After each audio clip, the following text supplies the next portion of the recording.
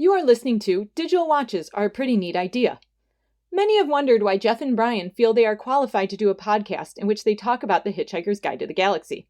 Hello, I am Dr. Julie Lesnick, professor of anthropology and researcher of human evolution, so I can tell you with utmost authority that the reason is because there are a couple of ignorant who don't know better.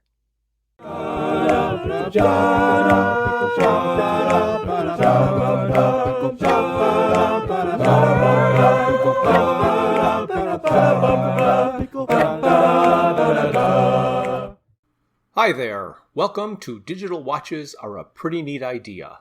This is Jeff, and I'm with my friend Bryan, and we'll be talking about the Hitchhiker's Guide to the Galaxy in all its forms. But before we do that, let's listen to a message from one of our proud sponsors. This episode of Digital Watches Are a Pretty Neat Idea is brought to you by the Sirius Cybernetics Corporation. Hey Jeff, that plastic pal I got from Sirius Cybernetics is starting to annoy me. Oh no, Bryan. What's wrong with it? Well, it grinds when it moves and it brings me no joy. Is that it? No, it ate my hat and it had sex with my cat. Anything else? It bled oil on the floor and it ripped off my door and I can't stand it anymore. Well, don't bother calling their complaints department. They won't give a fig. They'll just tell you to go stick your head in a pig. Hello, this is Jeff. This is the section I like to call, What in Life, the Universe, and Everything Are They Talking About?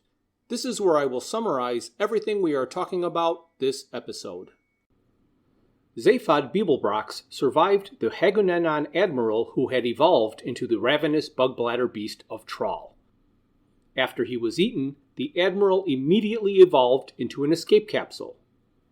The next night, Zaphod went into a coma and came to himself in a dream that triggered a 20-year-old memory he implanted, telling him to go see a man named Zarniwoop at the offices of the Hitchhiker's Guide to the Galaxy. Zaphod arrived and, inexplicably, met Marvin in the lobby. Zaphod went up to Zarniwoop's office and was kidnapped along with the building housing the offices of the Hitchhiker's Guide to the Galaxy by the Frog Star fighters. Zaphod is taken to the Frog Star, where he is put in the total perspective vortex. He saw the entire unimaginable infinity of creation and his relation to it. He learned he was a really great guy. Ford and Arthur were rescued from prehistoric Earth by Zaphod in the Heart of Gold. The Vogons attacked the Heart of Gold in collusion with brain care specialist Gag Helfront to make sure there are no survivors from the planet Earth.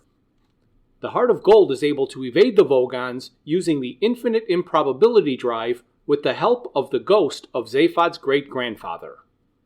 Their escape brings them to a planet where they landed on a 15-mile-high statue of Arthur. On the planet's surface, Arthur meets an archaeologist, Lintilla, and two of her clones. Zaphod and Ford discover a derelict spaceport and finally meet Zarniwoop. He was in the first-class cabin of a ship, experiencing a slight delay. 20 years ago, Zarniwoop, Zaphod, and others came up with a scheme to find out who was really ruling the universe. Zaphod stole the Heart of Gold to bring it to the artificial universe created in Zarniwoop's office. Arthur, Lintilla, and Marvin walked to the derelict spaceport to search for parts to repair Lintilla's ship. On the way, they are diverted to the Heart of Gold. The artificial universe is dismantled, and the Heart of Gold is used to get to a remote cabin where the man who rules the universe lives with his cat. The man who rules the universe reveals that Zaphod was one of the people responsible for ordering the destruction of Earth. After hearing this, Arthur storms out of the cabin and leaves in the Heart of Gold with Lintilla and Marvin. Apparently, Trillian also escaped and then got married. Hey Bryan, how you doing today? I'm great, Jeff. How are you? Well, I'm feeling virulent. Virulent? Yes. I just wanted to prove to myself that I could say that word on command.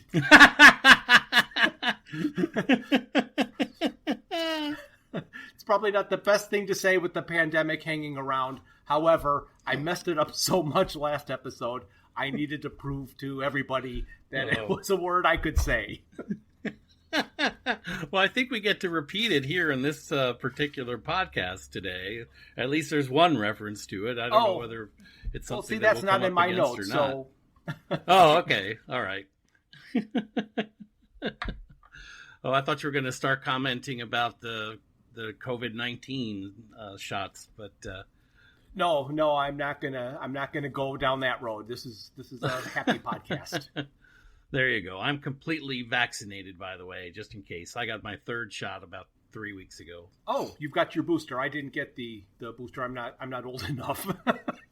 There you go. All right. So again, after listening to our last podcast, I justified something in my mind that didn't make sense when we were recording the episode. But then when I'm listening to it back, I'm like, oh, here, this makes sense.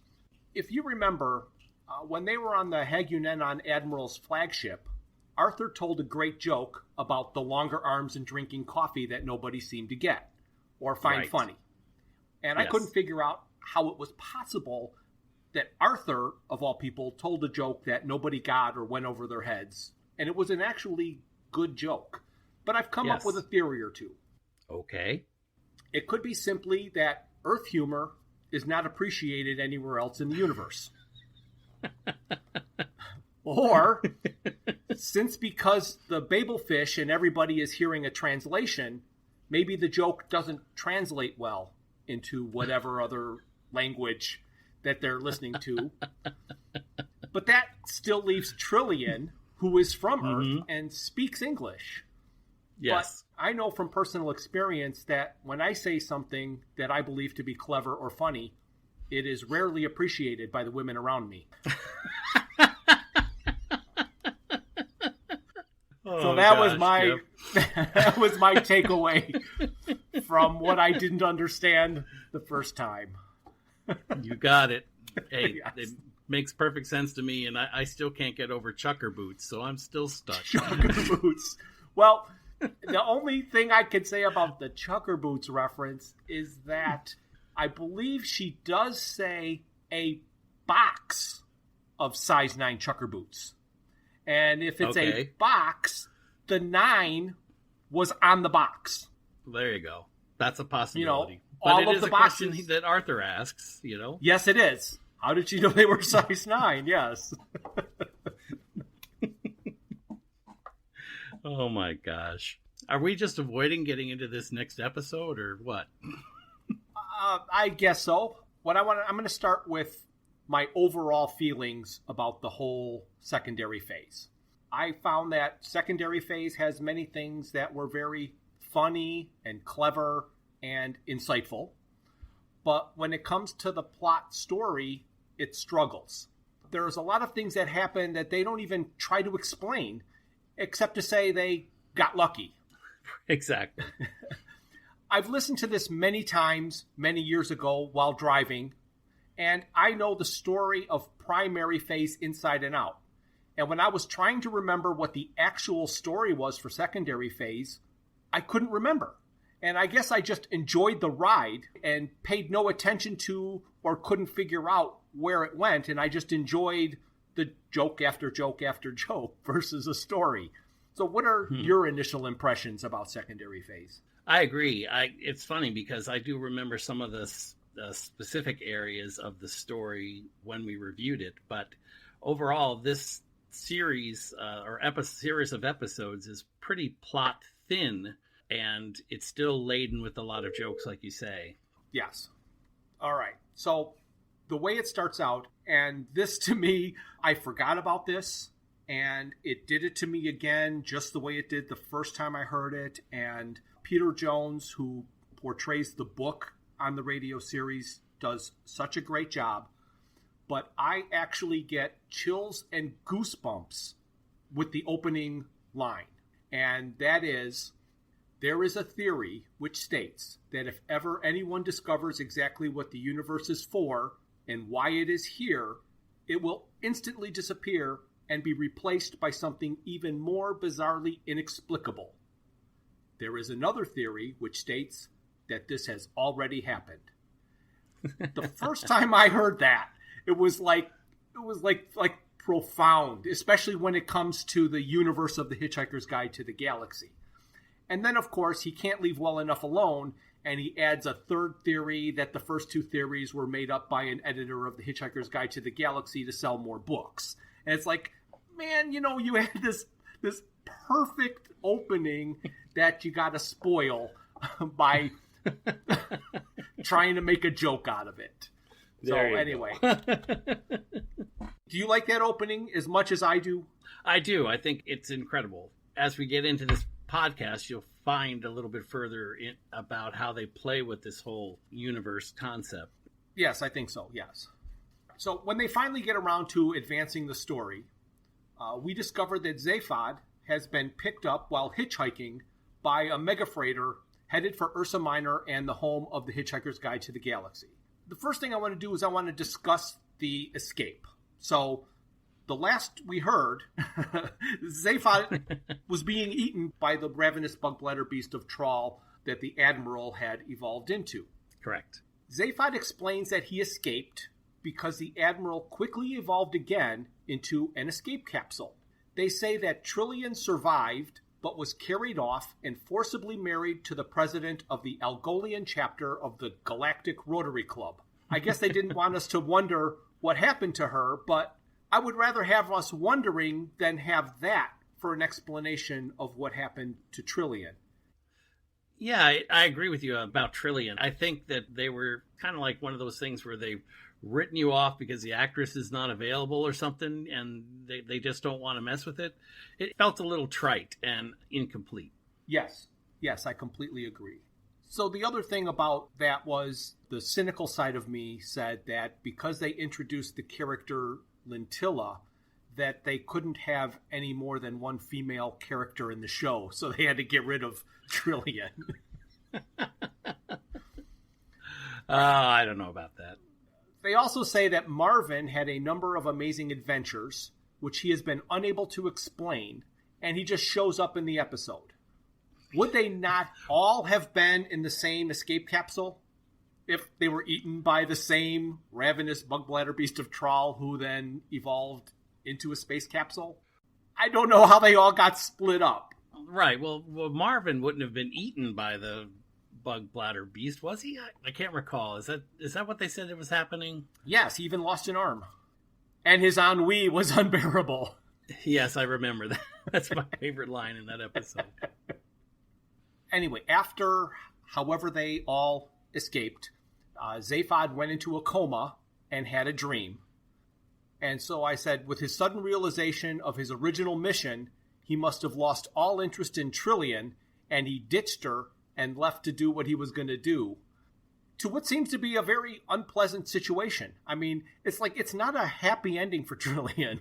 So I don't know why he went that, forcibly married just is weird.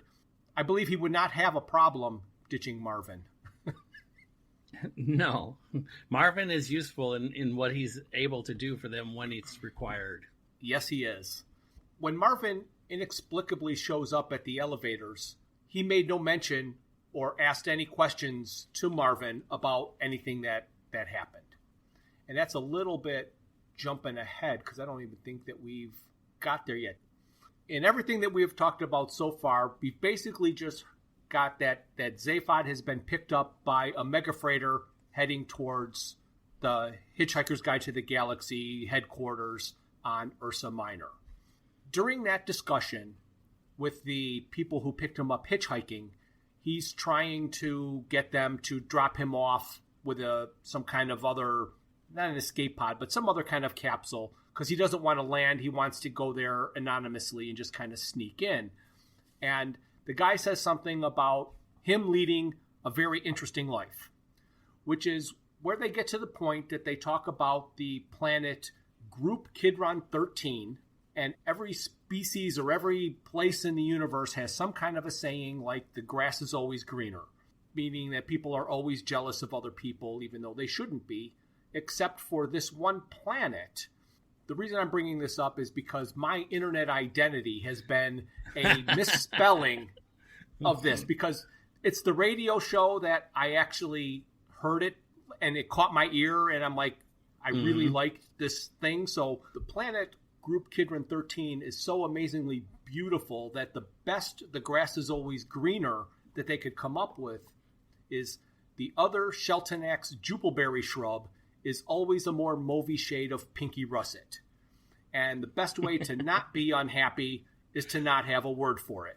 So jupilberry has been my identity online forever, since I had an internet identity. Well, you still have AOL, don't you? I do still have AOL. Now who's old? Yeah. Lazy. Lazy. Oh my gosh. I wish we could just jump around because there's another, we can do whatever we want. I'm going to do this because it's really funny. But in the next episode 8, there's they're talking about the man who developed the total perspective vortex, and he originally decided to develop this vortex just to annoy his wife. Yes. In that sequence, they're talking about him, and they say he was a dreamer, a speculative thinker, or as his wife would have it, an idiot. Yes. That particular line. Now, talk about how old I am. Yeah. That line, I wrote that down on a piece of paper and hung it on a corkboard, and I used that for MySpace introduction stuff. Okay. You remember MySpace? I remember MySpace. But just barely, right? Just barely. I actually never had a MySpace. Oh, okay.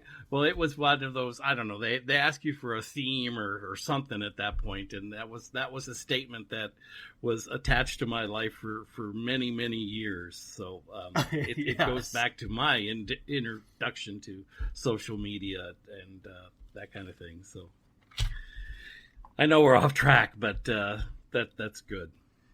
I'm going to say that this episode of ours will be like secondary phase, as in all over the place and not in any chronological order.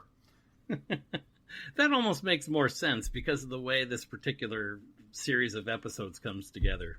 It jumps like future past, and there isn't a standard thread. It goes back and forth. So the only way we can do it is to do the same thing.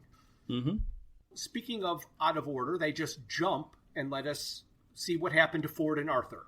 Right. They have to solve the problem of how to flag down a potential spaceship. The ship was a ghostly apparition, and it disappeared every time they picked up the booze, and it reappeared when they put it down. And this is where they blatantly introduce that there is a character named Rooster as a guy who really knows where his towel is. So they finally talk about the towel. And they talk about the towel a lot. Again, that's part of the reason that became an issue, is because this is after the book has been released. Yes. I just laugh. You know, when you listen to it over and over and over, it's when you catch things. Later, Zaphod is paired up with this character named Rooster. Yes. Ford talking about Rooster as a guy who knows where his towel is has nothing to do with anything but to introduce that there is a character named Rooster who evidently we're going to meet later, and towel. It's like, we need a segue of how to talk about a towel. So let's mention Rooster, who's going to show up later, and Ford introduces Rooster as his friend, and later in the episode, Rooster introduces himself as a friend, but he never mentions Ford. It's just like... It's so funny because I'm looking at my notes, and as I wrote this, I literally have like a space on the page and the word towel with an arrow pointing towards it. I mean, that's how obscurely, obvious they just stuck it into this episode. Yes. And of course, the towel has become the quintessential device for understanding that you are, in fact, a Hitchhiker fan. Yes. So it's funny. I don't want to talk too much about it, but there are things in this episode that he creates that are tremendous. The elevators are happy vertical people transporters that use defocused temporal perception, so the elevator is ready for you at your floor before you even know you needed it. But because they're able to see into the future, many of them get depressed. They're out of order all the time because they're just sulking in the basement. So a man saw a history book and reinvented and patented the staircase. Right. And it's during that part of the discussion where they say that it avoided all that difficulty of standing around, making friends that people were forced to do before when they were waiting for an elevator. Yes. I have a feeling that we're going to go off on these tangents, and then I'm always going to try and then bring back the way the story progresses by one step. So the story takes one step, and then they do all these tangents, and then it takes another step. Zaphod gets to the planet. He gets to the hitchhiker's offices. In his dream that he had, he was told he needed to see a man named Zarniwoop at the Hitchhiker's Guide offices. So that's who he's trying to see. He's told he's on the 5th floor. He goes to the elevator. Marvin shows up. Just out of nowhere, Marvin shows up and gets on the elevator with him. This is where we learn really about the defocused temporal perception, because the elevator does not want to go up because it knows the future and it knows that there's danger. They eventually go up to the 5th floor, and this is another one of these doesn't make sense.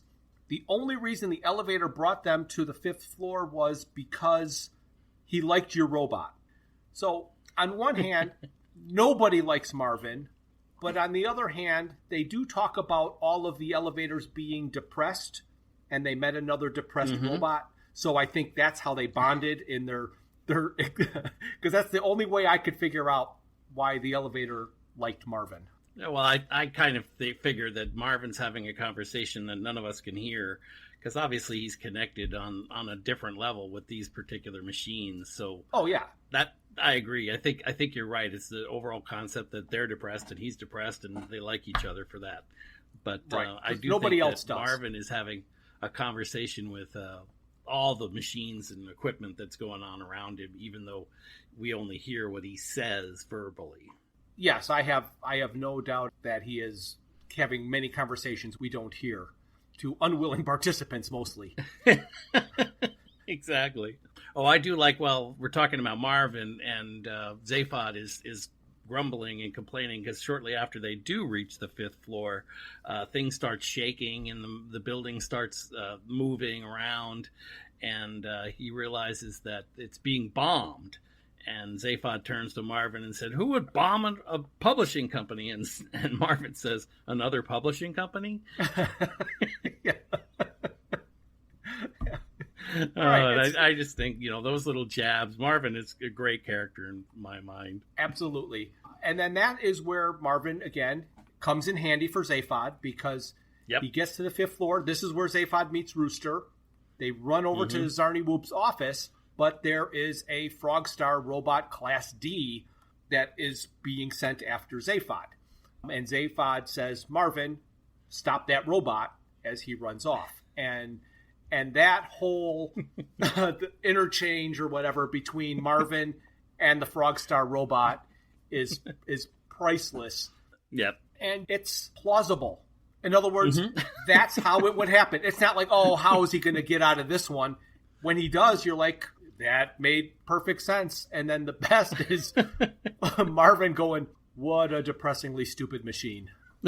That, and when he says, "What do you think they gave me? Not an electronic sausage." Yes. Wait. You're really misunderstanding the relationship between man and robot.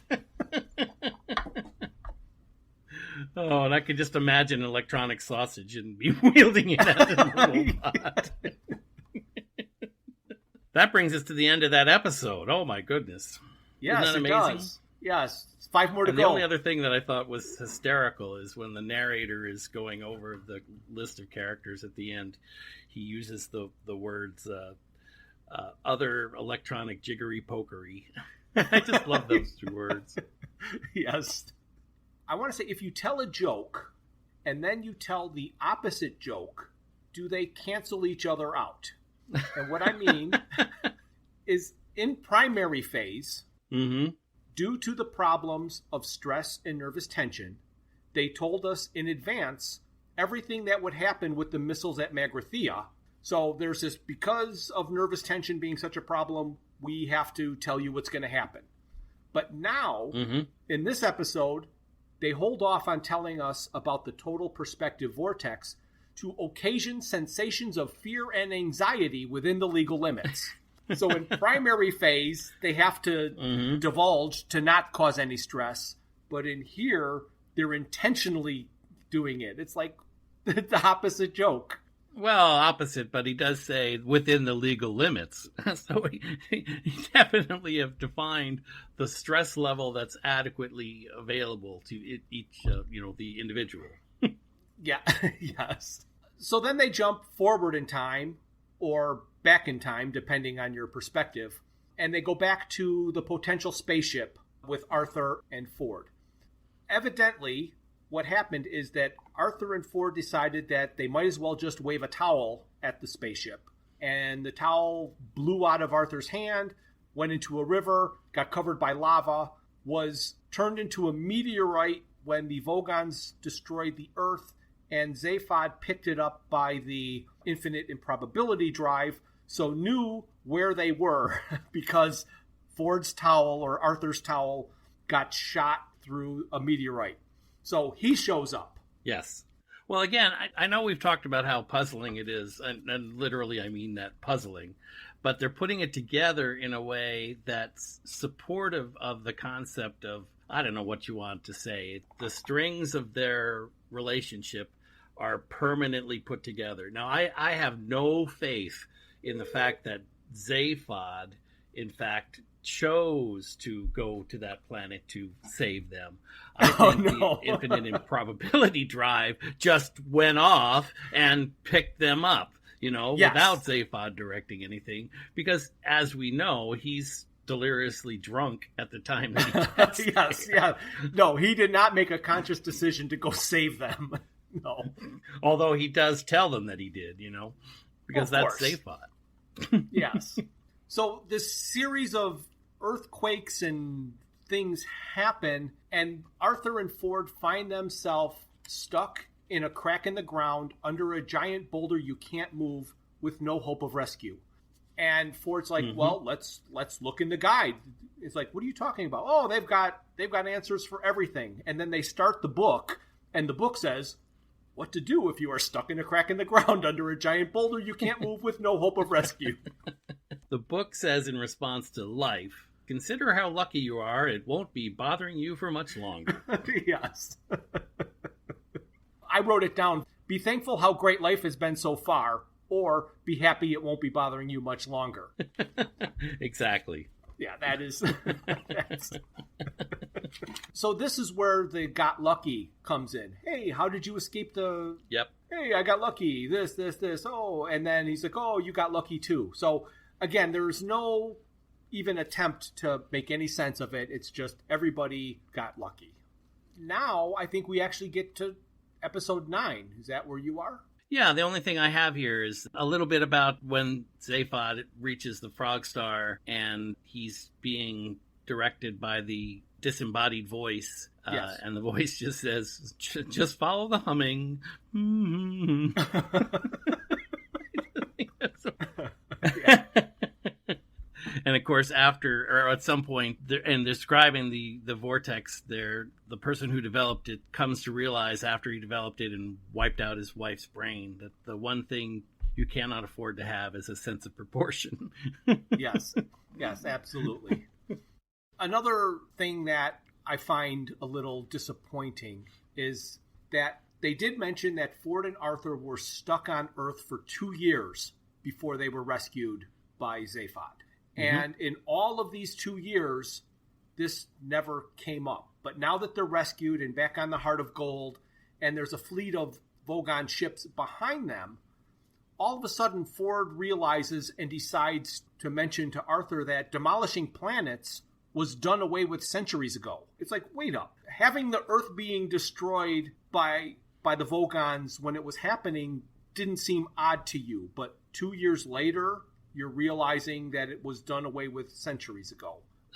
I do wonder about that particular thing, but they're also trying to create the tension that happens in the end, or not the end, but in the last episode of this particular series, where we discover something more about the process of the destruction. All right. Well, my other disappointing thing? Sure. Prostetnik Vogon Jeltz is tasked with tying up the loose ends, and he has to make sure there are no survivors from planet Earth. Trillian is still around and was only on Earth 6 months less than Arthur. Right. But I don't think that they know of Trillian in that particular aspect. I mean, I'm not sure how they would know that Trillian left the Earth 6 months prior. I mean, she was hanging around with Zaphod, so maybe they know because of that. But they would recognize that Arthur came off the planet at the last moment. But I don't know how they would know. I mean, how would they know that Trillian left? If you want to go in the category of how did they know? Yes. When this is about a completely different subject. And it's like, well, if they can know this, then they should be able to know that. Which is when Zaphod was on the mega freighter, when he was hitchhiking, he told them to turn on the news. Yes. And the news knew that Zaphod was eaten by the Hagonenons that transformed into the ravenous bug bladder beast of Tral. How did they know that? Well, we assume that some of the people from Tral, lived through that process. I guess maybe that must be it. But I was listening to this news report going, how could they possibly know what happened? Well, and we were talking about that earlier with the Tral and the Hagunenons and how they were eaten. And all of the furniture becomes different. They evolve. And right. I don't know that it says specifically that only the captain evolves into a bug bladder beast, but I'm thinking that there's more than one of them at that time because they appear to be eaten by the furniture, it says. So everything, there's more than one of them on that particular ship. And of course, even then, we know that the one that eats Zaphod and possibly Trillian and possibly Marvin turns into an escape pod, and they escape with the escape pod. But that means that the ship still exists, and that means that all those individual characters that were on the ship still exist. So, that's how I think the news probably got out, because It would be news to them, because Zaphod's, of course, the president of the galaxy, So your interpretation is that there were multiple ravenous bug bladder beast of Trolls, not just a single one. That's where I would go, but I could be wrong. I mean, I'd have to re-listen to that particular part of it. They don't commit one way or another, but it would actually make sense that if more than one of the crew members evolved into a ravenous bug bladder beast, and all three of them were eaten by three different ones that re-evolved into something else that was able to make them escape, that would make sense. Yes. And then the rest of the crew decided to tell the news that they ate Zaphod. Zaphod had been eaten. Yep. Yeah, but they didn't mention that he escaped. No, of course not. That wouldn't be the good bit of news for them. No.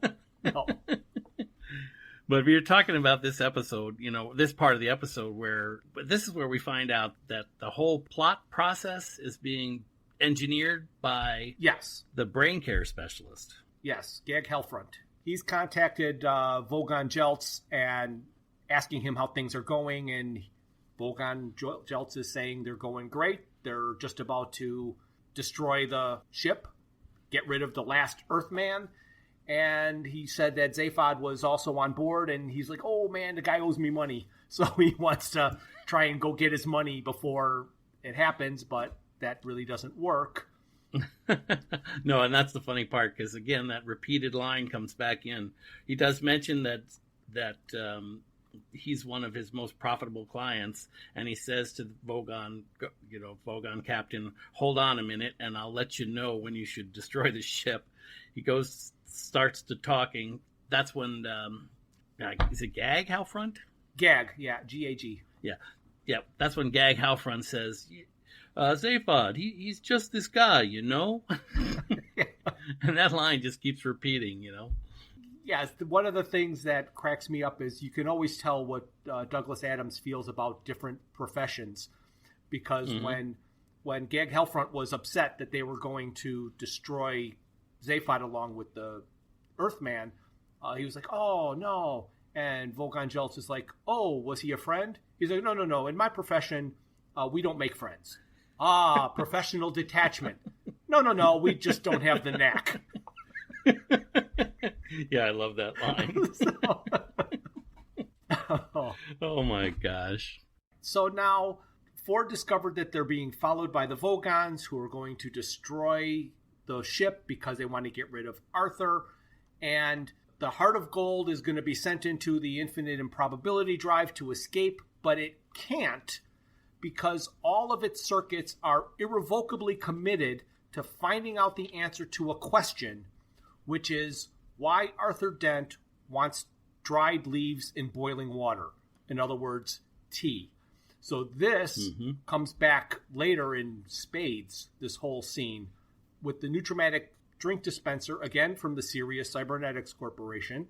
The machine will ask you what you want to drink. It will analyze you and your nutritional needs and your palate and what's going to taste good to you, but invariably comes out with something that is almost, but not quite, entirely unlike tea. So it doesn't matter who you are, you get this same wretched drink that nobody seems to like. And Arthur's arguing with the machine, and he throws his cup at it, and he's making fun of it, and so I'm a masochist on a diet. So anyway, that scene is just hysterical. And this is where we get to learn about the Sirius Cybernetics Complaints Department and their motto. Oh, right. You know, I didn't even make a note about that. So the Sirius Cybernetics Corporation has their motto, share and enjoy. And they built it on their headquarters in 3-mile-high illuminated letters.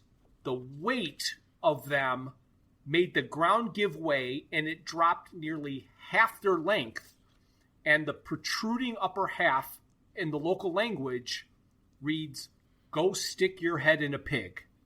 And, again, one of my favorite jokes, are no longer illuminated.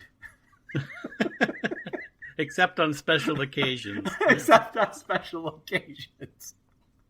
Oh, man. Oh, gosh. Oh, and of course they sing their little song in this episode too. So, would you like to sing the song? No, I don't want to sing the song. And trust me, even if I sang it, it wouldn't be what does he say? A flattened fifth out of tune. Yes, it would be like way out of tune. So the best part of that is that they play it. So you can't. This is something that you cannot translate to a book. This is purely a radio show thing. So they play the song. They have these robots singing, and at the end he goes, "Only slightly worse." Yeah, because you listening to it, it's not doesn't sound that bad. It's not that bad. But then they go into this episode now where they go into the seance thing. Yes. Although kind of lighthearted and funny, it's not very deep. Let's see. They have the seance and they contact Zaphod's great-grandfather. It is boring and long, and it just keeps going on. In fact, it took me out of the story so much when I first listened to it that when all of a sudden everything is okay and the computer's back and they're able to escape, I was like, what happened? Because I quit listening and I had to stop and rewind because this whole back and forth with Zaphod's great-grandfather was just numbing. I couldn't take it anymore and I zoned out. But It's brilliant. Arthur was fed up. He asked about the tea. The computer just took over and said, we're going to figure this out, but they couldn't. They were about to die. Zaphod contacted his great-grandfather in a seance, and his great-grandfather came to the computer and gave the computer the answer to why Arthur Dent likes dried leaves boiled, and it's because he's an ignorant monkey who doesn't know better. It's like... Yep, that's a good one. Everywhere he goes. The other line that I like in that series is when the grandfather says, we dead people have a saying up here that life is wasted on the living. Yes, that is even one step further than youth is wasted on the young. That's exactly right. Well, in my notes here, I have that we've made it to episode 10. Yeah, I mean, I don't know why I had this in episode 9, where they start talking about who is in power and what that means. Oh, I know. It's because that's what his grandfather said that everybody knows that the president's job is not to wield power, but to draw attention away from it. Yes. And that's my concept of what a president is. An individual that has no power, but is there to draw attention away from it.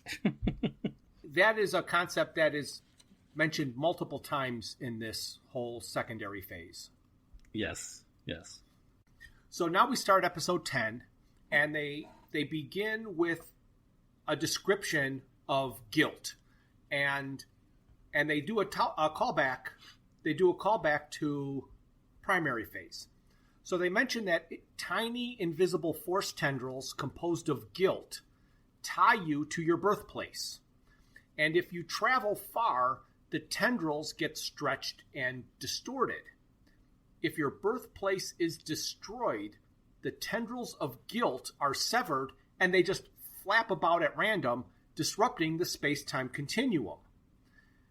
They mentioned that the war that started because he said he was having tremendous difficulty with his lifestyle was caused because after the Earth was destroyed, he's got these flapping tendrils of guilt disrupting the space-time continuum, and that's what created the wormhole that started that whole war that ended because it was eaten by a dog.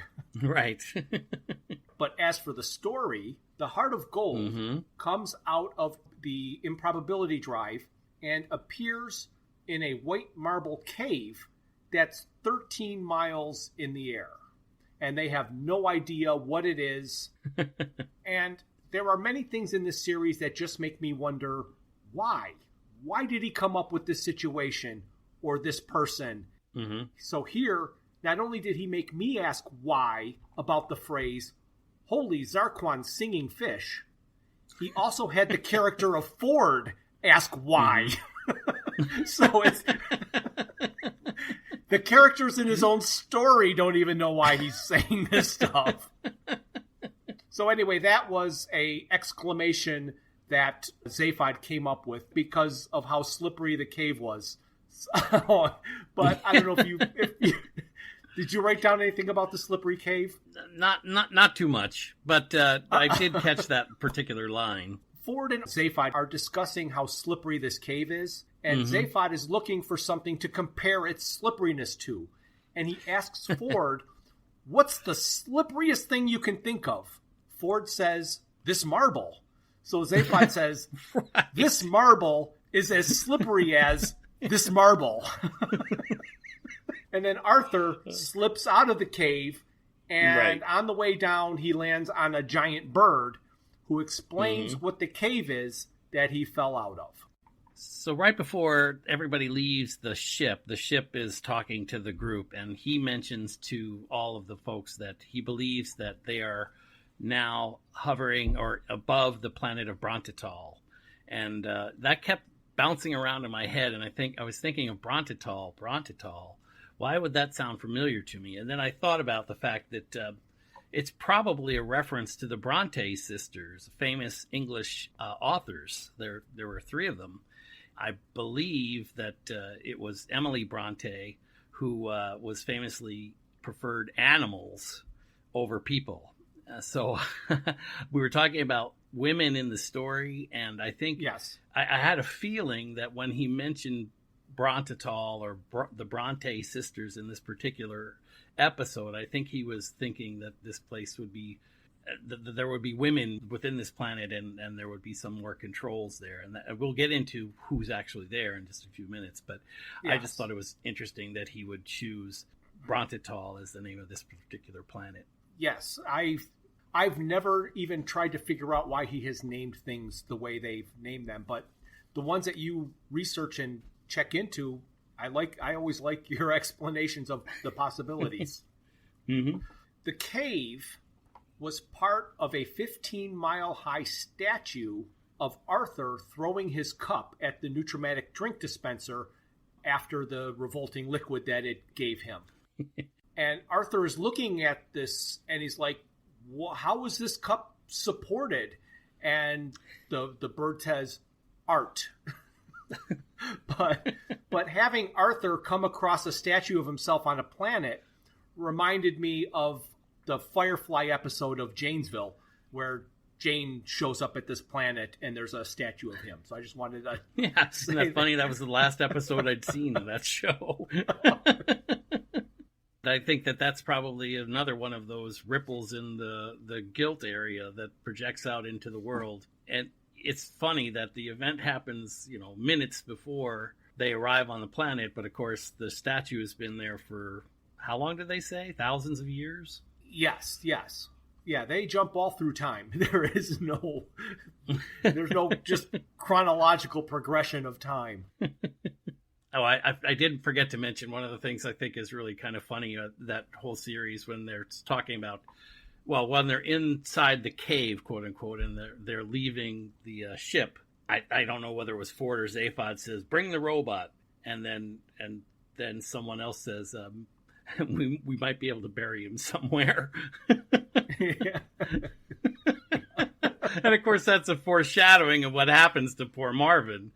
Yes. But I still think it's funny when they tie these little pieces together like that.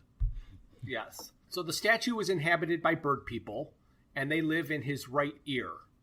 And they saw a vision of Arthur and learned that even though the machines were extremely nice and polite, they did not have to be nice and polite back. So Arthur's revolt against this machine made them realize that they could revolt against the machines. So they packed up all the machines and sent them to a slave planet. And that was the first blight of this planet that suffered two different blights. This was the blight of the robot. Exactly. And during this whole period of time when things are going on, I just love the fact that Arthur is quietly in the background just repeating, "Don't panic. Don't panic." Yes.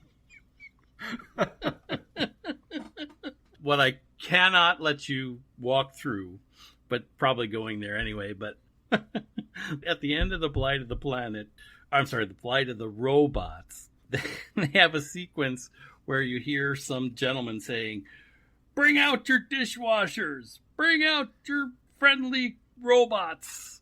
And I have to say, that has to be a direct reflection of "Bring Out Your Dead" from Monty Python. Yes, because, of course, this absolutely. is just shortly after that would have been on air. So I just love that line when they're talking about "Bring out your dishwashers, bring out your friendly robots."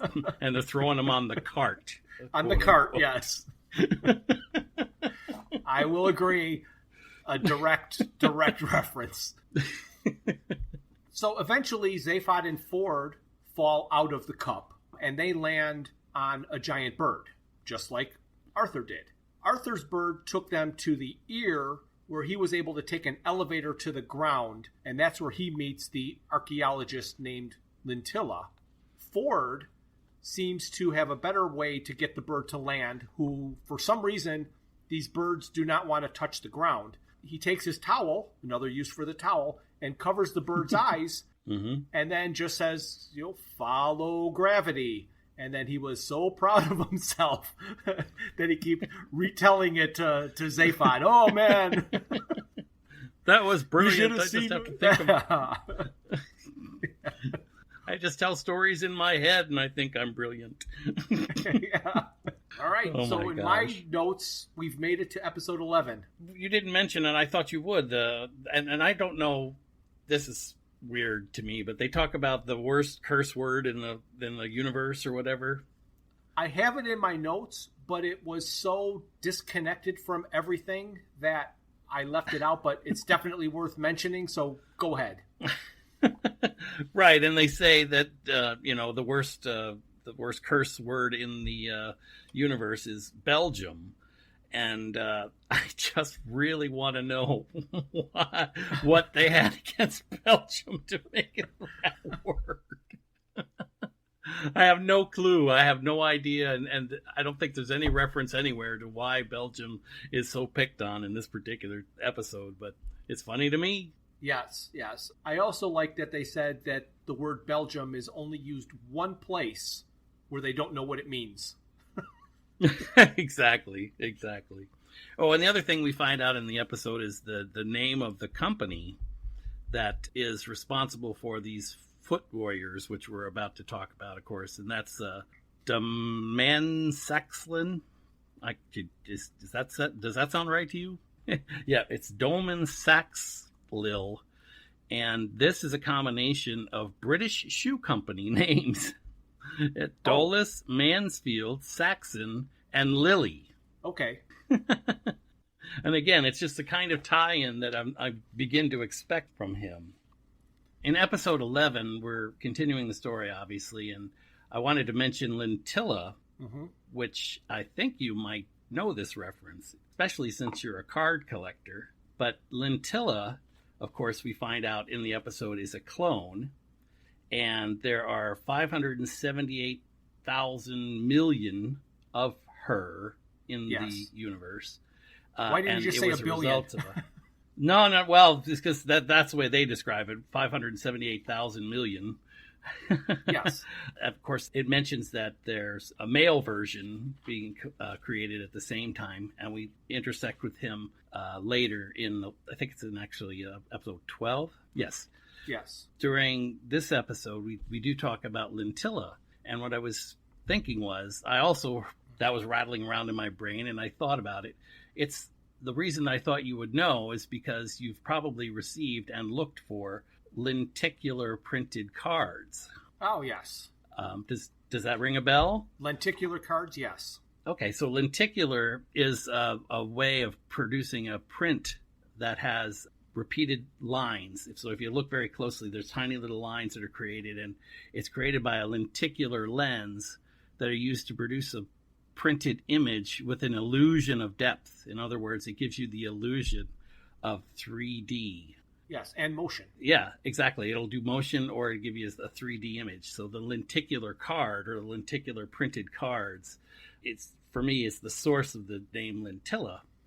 And of course, because there's thousands and thousands of little lines that are created on these cards, that's where the repeated pattern comes from, and Lentilla, the name comes from.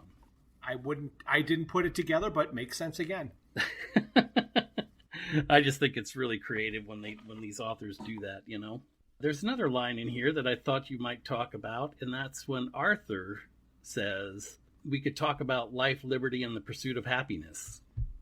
I remember him saying that, but I did not write anything down about that.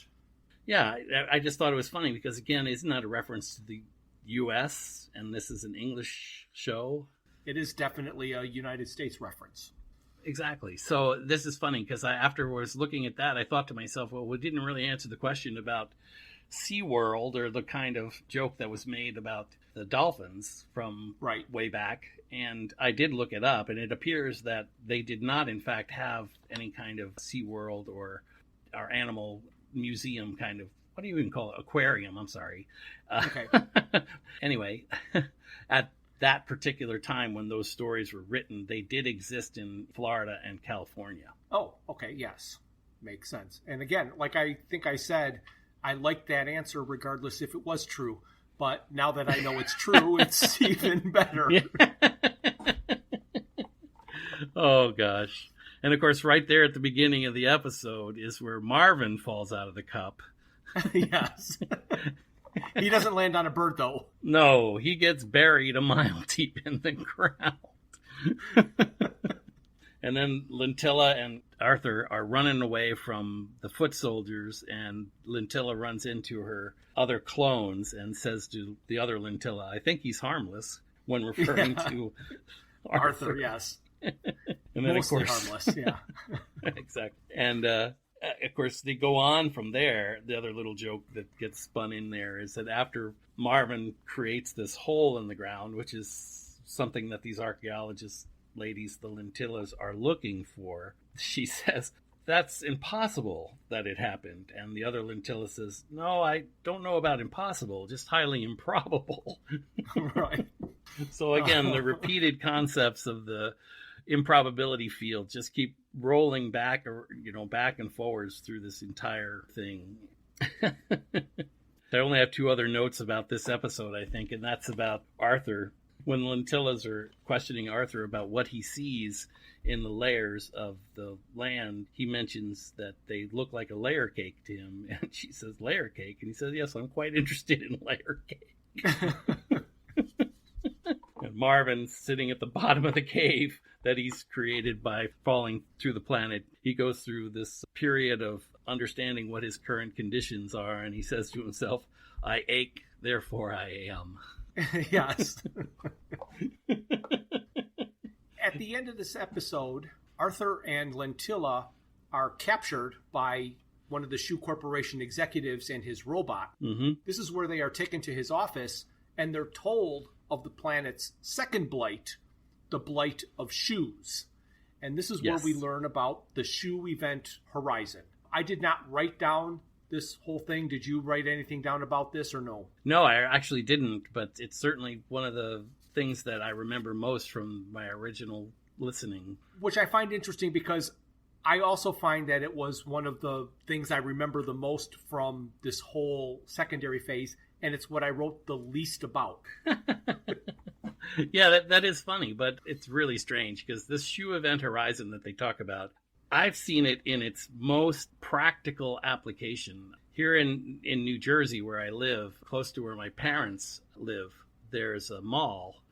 And as we all know, the mall culture, mall life is changed over the course of time. And of course, it had great big anchor stores and all that kind of stuff in the ancient past when I was in high school. And they had all kinds of different exciting places to go to and visit. But as the mall life and as malls deteriorated, each store would close. The big store would close or another store would close. And as those stores closed, the little stores would pop in there. And each one of them closed and turned into a shoe store. Okay. And by the time I got back to living in New Jersey, that particular mall has got like 8 shoe stores and about nothing else in it.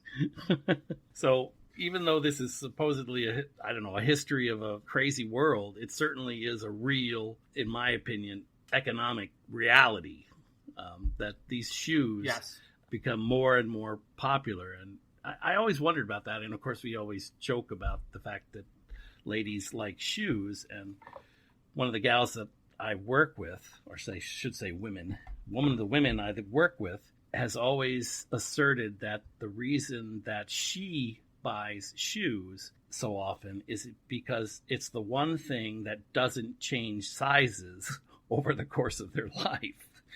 Yes, okay. And maybe we should just leave it at that. Send your email to Bryan Campbell. Oh my gosh. At digitalwatchespodcast@gmail.com.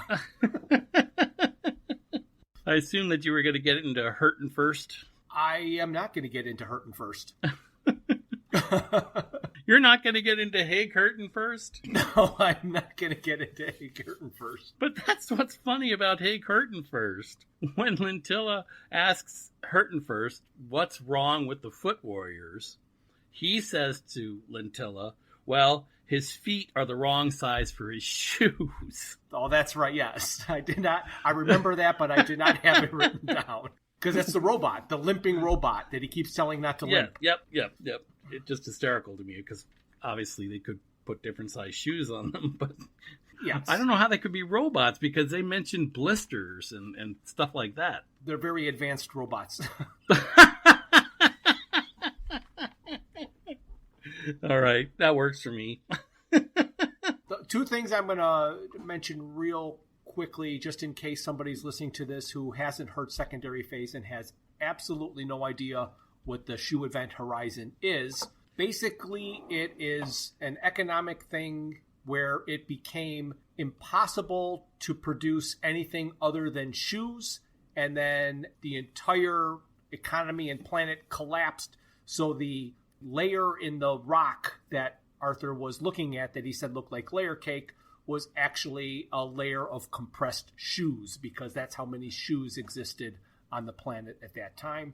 At the very end of this episode, Marvin climbs out of his hole and finds Arthur and Lentilla, and they escape from the Shoe Corporation executive, and Zaphod and Ford end up in a derelict spaceport, and they find a space liner that still seems to have power. And this is where we go to episode 12 and learn about the space liner. We start episode 12. Zaphod and Ford find the space liner that has been delayed for 900 years, and all of the passengers have been kept in stasis. They briefly come alive, and there's chaos and screaming, and they're trying to give them wet napkins, and then they all eventually go back to sleep. But they're talking to the automated flight attendant about what's going on and trying to explain that civilization has gone. Let these people go. I mean, there's no civilization. And they're like, well, another civilization is likely to arise. So until then, there will be a slight delay.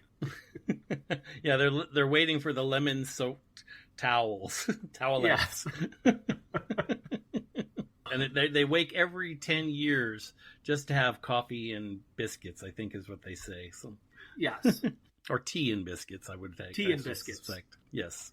I also have a little note here that I just thought it was a little funny when Lentilla is talking to Arthur, and Lentilla says to Arthur, well, maybe we should go over to that spaceport and find some parts to fix our ship.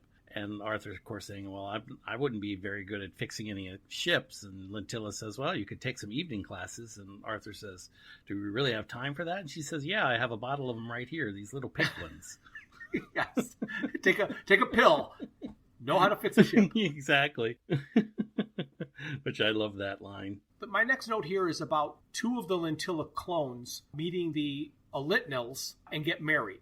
Now, we didn't really talk about why there are 586,000 million Lentillas, but that's because a cloning machine got out of sync and they started producing a new Lentilla before the first one was finished. So if they ever shut it off, they would be committing murder. And they couldn't commit murder, so they didn't know what to do, and they left it going. They eventually came up with a way to shut the machine off, but they don't really give us that answer. They just say it was unpleasant. But now they've got all of these Lentillas that they need to get rid of. Mm-hmm. Right. So, and of course, a Litnil is the reverse of Lentilla. But of course, I figured you already knew that. Yeah, the opposite, yes. So yes. They get them married, and they sign the marriage licenses. But the licenses aren't marriage licenses. They are agreements to cease to be. And then they kiss, and it's like matter and antimatter get together, and poof, they're both gone. But one Lentilla is remaining, and she is with Arthur and Marvin. And they say on the way to the spaceport to find parts to repair Lentilla's ship, reality takes a break, and the ground rises, bringing them to the cup where the heart of gold is waiting. So when you're listening to this, you're like, why in the world would that have happened? But now again, this is not a chronological order thing. We're going to go back in time, and we're going to learn why reality took a break. And this is where Zaphod finally meets Zarniwoop, who we were told about in the first episode of Secondary Phase, and he doesn't actually appear until the final episode. But he is in the first class cabin of that space liner that has been delayed. Correct. So when Zaphod meets Zarniwoop, they tell us that 20 years ago, Zarniwoop, Zaphod, and others came up with a scheme to find out who's really ruling the universe. Because as they've explained a couple of times, the president isn't the one ruling, he's the one distracting from. So they wanted to find out who it actually was. Zaphod stole the heart of gold to bring it to the artificial universe that was created in Zarniwoop's office, where he was on his intergalactic cruise. If any of us listening wondered, like Zaphod did, when he entered the artificial universe, we're just told to work it out for ourselves. So he doesn't even know. At least in the radio series, he doesn't. Right. But it's pretty obvious to me, anyway, that he entered it as soon as he walked into the office with the rooster. But he didn't bring the heart of gold. He has to bring the heart of gold into the artificial universe. Right, but he's not on the heart of gold until after he's gone through the vortex. Yeah, that's a good question, because from the sequence of events, he gets dropped off by the freighter. He gets into the artificial universe by entering the 5th floor, because he couldn't have gone through the vortex without being in the artificial universe, because it's only in the artificial universe that Zaphod is the most important person in the universe. So that's how he survives, is because it's a false version of the vortex. Well, it was created especially for him, therefore he is the most important person. Correct. Did I miss something? Do we know how he gets onto the spaceship after that? Because he says he's drunk for a week, and that's the period of time when he gets back onto the ship and rescues Ford and Arthur. We did not find out what happened or how it happened, but if you just think about what we're told, Zaphod is captured with extreme measures by stealing the whole offices of the Hitchhiker's Guide to the Galaxy and brought to the Frog Star. Who knows what happened to everybody else in that building, but they're all on the Frog Star. They take him and they put him in the total perspective vortex. He's like, I just learned I'm a really great guy. Presumably, they then just let him go, because the next thing we know, he's on the Heart of Gold and he's rescuing Arthur and Ford off of prehistoric Earth after being drunk for a week. Yeah, exactly.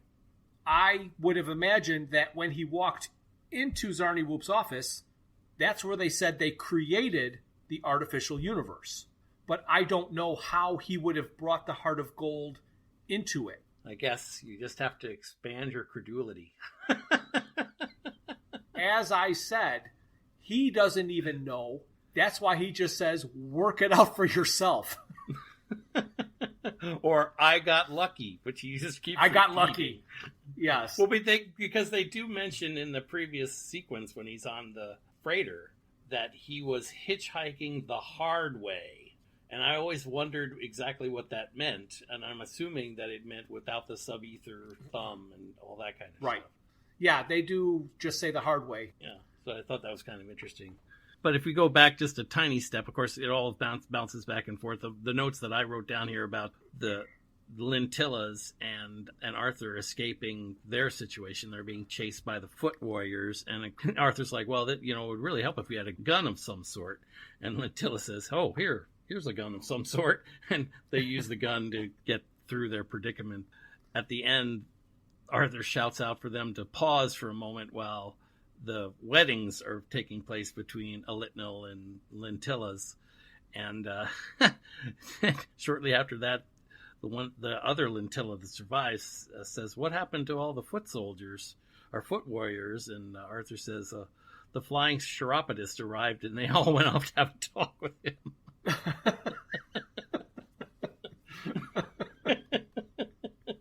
And then we get into the core of the story, in my opinion. Yes, finally.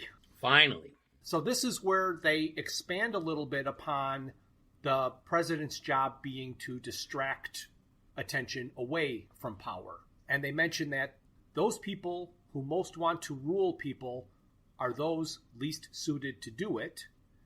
And anyone who is capable of getting themselves made president should on no account be allowed to do the job. So Exactly.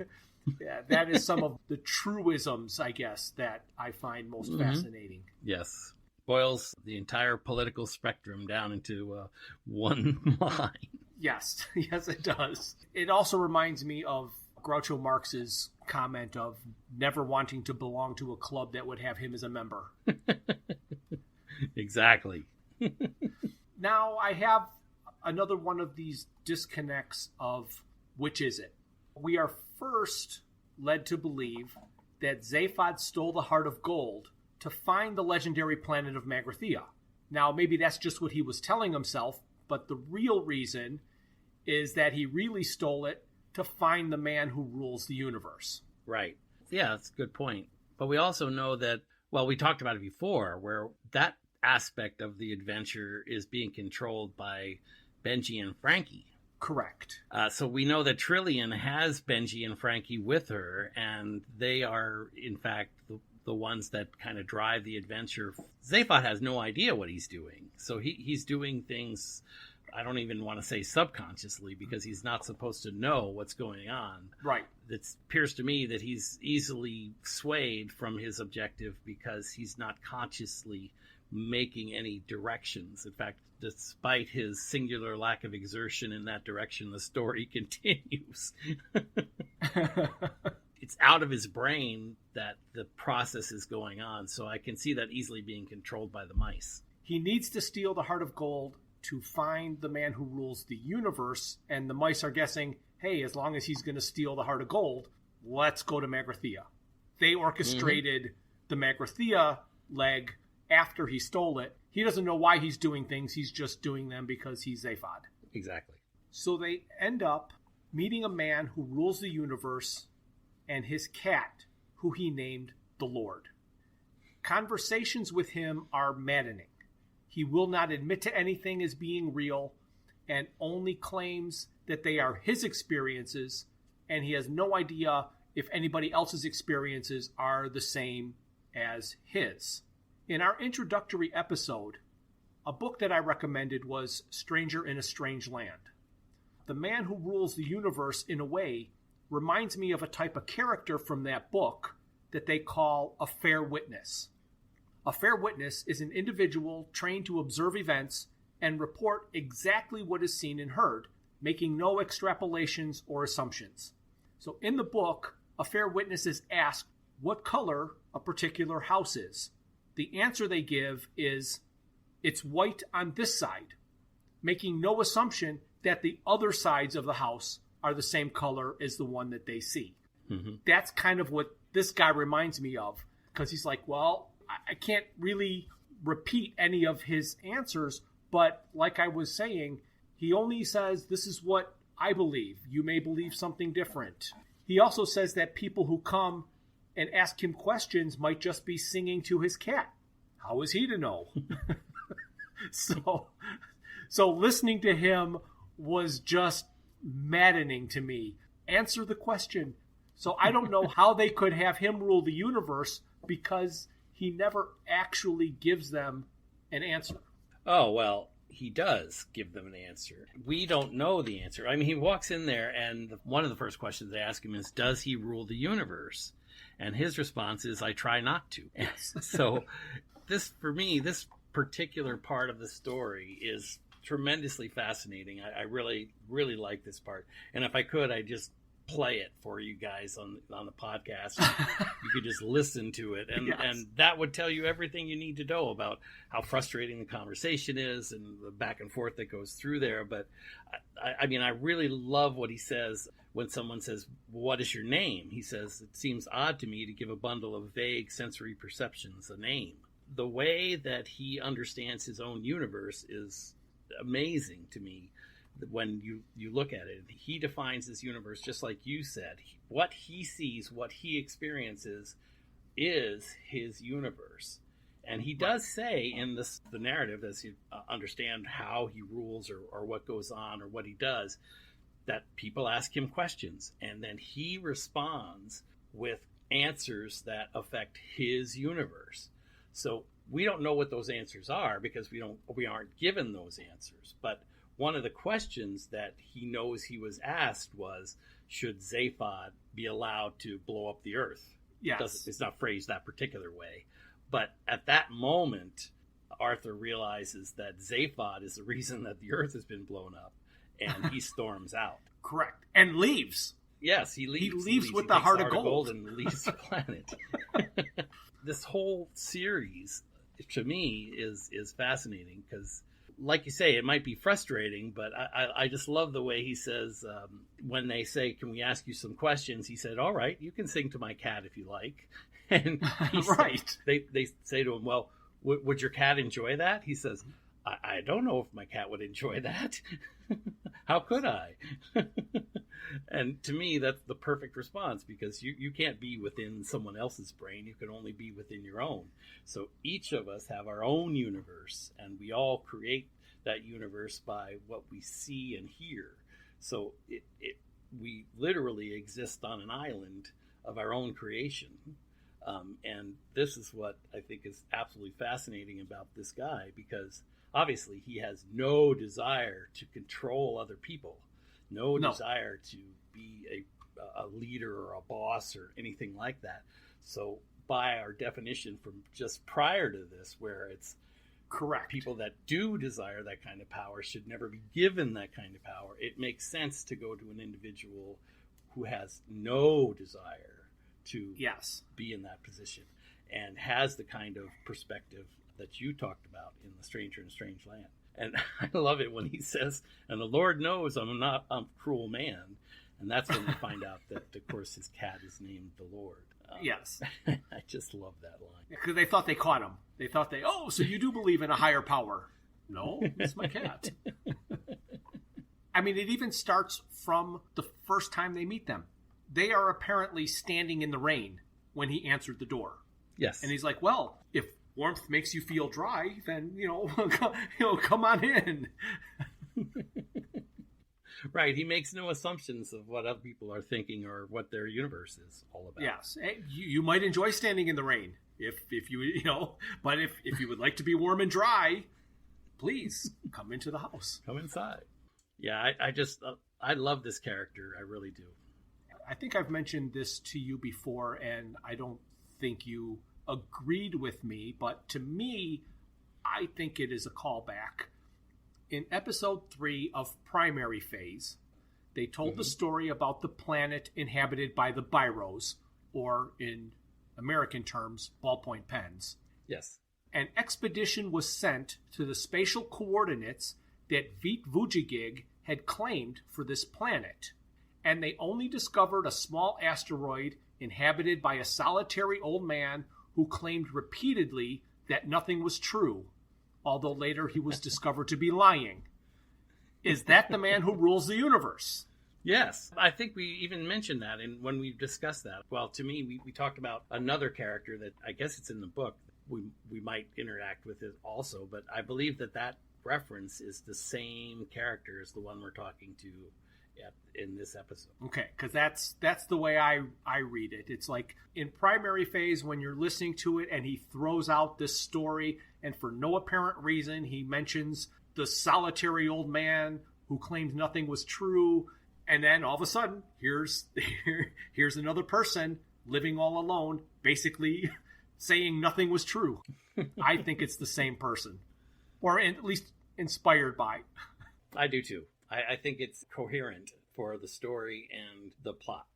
And now we have come to the end where Zaphod, Ford, and Zarniwoop are stuck in this cabin with the ruler of the universe because the Heart of Gold, along with Arthur, Lintilla, and Marvin, zipped away after Arthur found out that Zaphod was partially responsible for ordering the destruction of the Earth. And that's when Ford turns to Zaphod and says, Zaphod, I want you to know I respect you, but just not very much. Well, I think that is a great place to end this episode. So say goodbye, Bryan. Is it my turn to say goodbye? Yep, it's your turn to say goodbye. Okay, goodbye. Thank you for listening to Digital Watches Are a Pretty Neat Idea. Look for us the first Thursday of every month for a new episode. A very special thanks goes out to Luke, Max, Greg, and Tim Lesnick for arranging and performing our opening theme. We would also like to thank our talented friends and family for their voice work on our introductions and commercials. A special thank you goes out this episode to Dr. Julie Lesnick for her opening. We are very pleased that she is as big a fan of unnecessary censorship as we are. Visit our website at digitalwatchesareaprettyneatidea.buzzsprout.com, where you can find links to all my Hitchhiker's Guide to the Galaxy inspired t-shirt designs. You can find us on Facebook and YouTube as Digital Watches Are a Pretty Neat Idea, and on Twitter at WatchesIdea. If you'd like to contact us, our email is digitalwatchespodcast@gmail.com.